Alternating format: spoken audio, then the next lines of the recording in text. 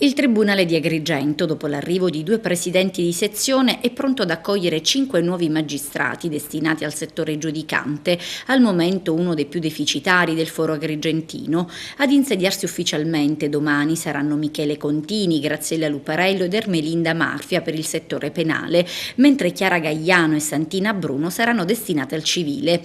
Nomine che restituiranno al Tribunale di Agrigento, da diversi mesi in sofferenza per i tanti giudici trasferiti e non sostituiti, proporzioni più ragionevoli.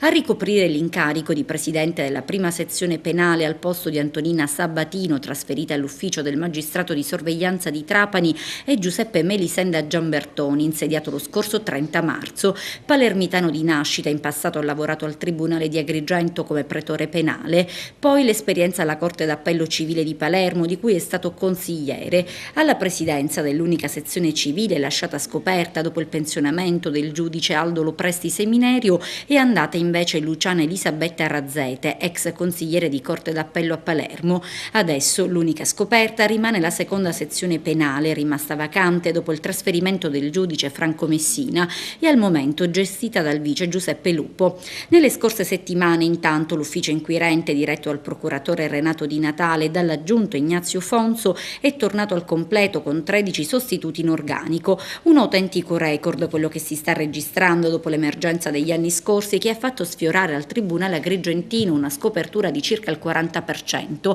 Possono dunque tirare un sospiro di sollievo il presidente del Tribunale Luigi D'Angelo e il presidente del Consiglio forense Antonino Gazziano, impegnati da tempo in provvedimenti di emergenza e in una costante sollecitazione degli organi ministeriali e del CSM per fare in modo che gli organici venissero rinforzati.